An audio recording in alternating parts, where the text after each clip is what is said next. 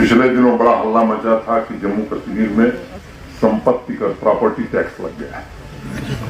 उस हवाले से मैं बस 2 मिनट में 2 बातें कहूंगा। मित्रों, हिंदुस्तान के हर शहर में ये प्रॉपर्टी टैक्स पहले से है, हर राज्य में, सबसे बाद में जम्मू कश्मीर में लगा है और लगाते वक्त बड़ी संवेदनशीलता के साथ इस बात का ध्यान रखा गया है कि आम आदमी को कोई तकलीफ न हो। और देश में सबसे कम प्रॉपर्टी टैक्स जम्मू कश्मीर में ही लगाया गया है।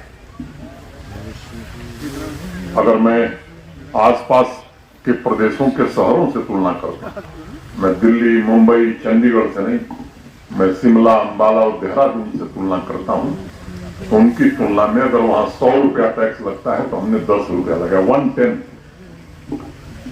कुल शहरों में आवासीय जो भवन है, रेजिडेंशियल जो प्रॉपर्टी है, उनकी संख्या 5,20,000 है, 5,20,000। उसमें 2,06,000 ऐसी प्रॉपर्टीज हैं जो 1,000 स्क्वायर फुट से कम है, जिन पर कोई टैक्स नहीं लगाया गया। मैं दोहराना चाहता हूं, 5,20,000 में 2,06,000 पर कोई टैक्स नहीं, माने 40% ऐसे लोग हैं जिनको कोई टैक्स नहीं देना। दूसरी कैटेगरी है 1,000 से 1,500 square foot, 1,000 to 1,500 square foot. उस पर अधिकतम 1 साल में, पूरे वर्ष में 1,000 का टैक्स देना है, पूरे वर्ष भर में 1,000, और वो भी जम्मू और श्रीनगर के कुछ खास इलाकों में। अगर मैं बात करूं बारामूला की, अनंतनाग की, उधमपुर की या बाकी शहरों की, तो वो अधिकतम 700 आने वाला है। तो इस तरह से 5,20,000 में से 4,09,600 घर ऐसे हैं, 40% पर तो टैक्स ही नहीं है। शेष जो लगभग 40% है, तो आजकल चाय भी 12 रुपए में मिल रही। अगर 3 चाय पीते हैं एक सप्ताह, केवल 2 पिए तो टैक्स से ज्यादा बचत हो जाएगी। अगर मैं कॉमर्शियल प्रॉपर्टी की बात करता हूं तो कुल 1,01,000 कॉमर्शियल प्रॉपर्टी पूरे जम्मू कश्मीर में है। हर शहर को जोड़ दें तब इसमें 46,000 ऐसी प्रॉपर्टीज हैं जिन पर पूरे 1 साल में 700 रुपए का टैक्स लगा है, 700 पर ईयर मैक्सिमम।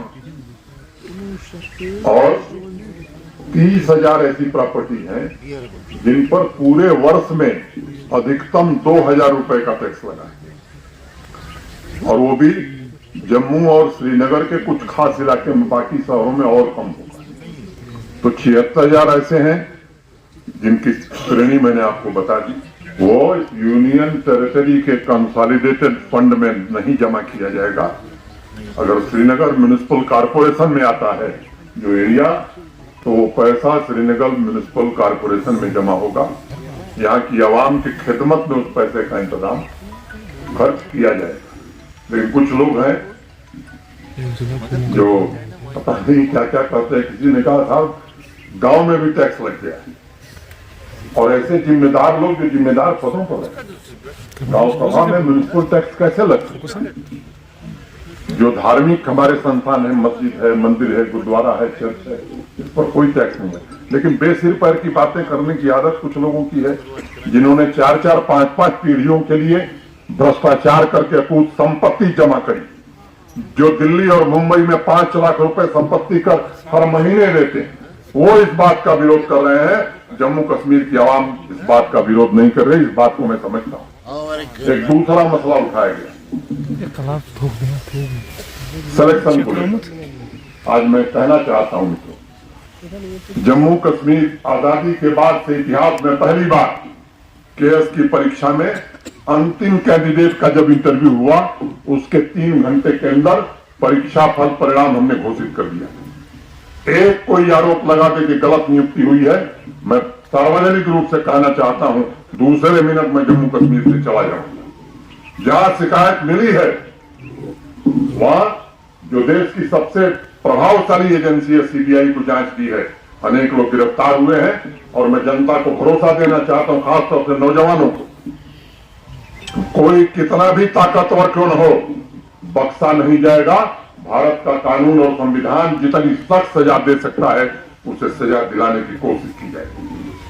संदेह अगर थोड़ा भी होगा, कुछ नौजवानों ने संदेह व्यक्त किया, जो एजेंसी एसएसबी के साथ मिलकर के काम करने वाली थी, कुछ लोग राष्ट्र विरोधी गतिविधियों में लिप्त थे, जिन लोगों ने 1.5 लाख लोगों को बैकडोर से भर्ती कर दिया, कभी योग्यता का ध्यान नहीं रखा, उनको कोई नैतिक हक नहीं है प्रश्न उठाने का, सवाल पूछने का। वो अपने गिरेबान में झांके।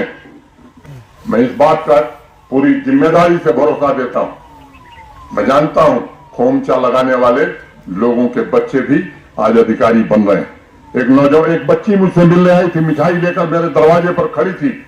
उसने कहा कि मेरा बाप ठेला लगाता है, सब्जी बेचता है। मेरी 7 पीढ़ी ने नहीं सोचा था कि जम्मू कश्मीर प्रशासन में हमें सरकारी नौकरी मिलेगी।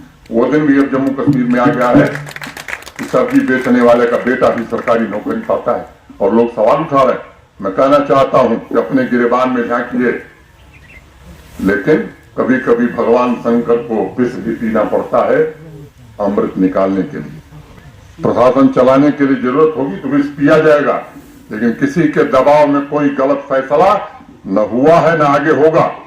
सरकारी जमीनें काफी खाली कराई गई, कुछ लोग बच गए हैं, सोच रहे हैं कि शायद हम बच जाएंगे। मैं आज सार्वजनिक रूप से कहने वाला हूं, कह रहा हूं और जिम्मेदारी से कह रहा हूं, कोई बचने वाला नहीं है। सरकार की जमीन सरकार की होती है, किसी व्यक्ति की नहीं होती। और आज इस सभा में मैं कहना चाहता हूं कि जो सरकारी जमीन सरकार को मिली है, गलत लोगों ने जिस पर कब्जा किया हुआ था, जहां बड़ी जमीन है वहां हम इंडस्ट्री लगाएंगे।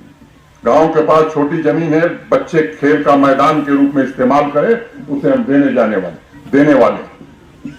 हमारे डिफरेंट सरकारी विभागों में स्कूल खोलना है तो वो जमीन हम देंगे, अस्पताल बनना है तो वो जमीन हम देंगे।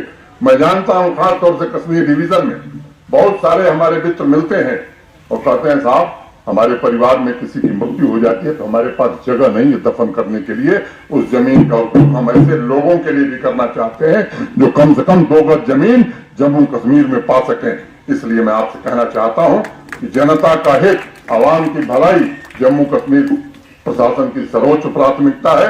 और माननीय प्रधानमंत्री जी का सदैव निर्देश है कि 1 करोड़ 30 लाख 1 करोड़ 35 लाख लोगों के लिए काम करने की जरूरत है।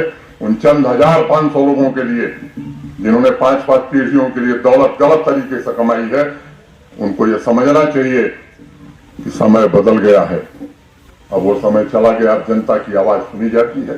एक सुहित के हवाले से हमारे वाइस चांसलर खास बैठे हुए हैं, हमारे सेक्रेटरी साहब बैठे।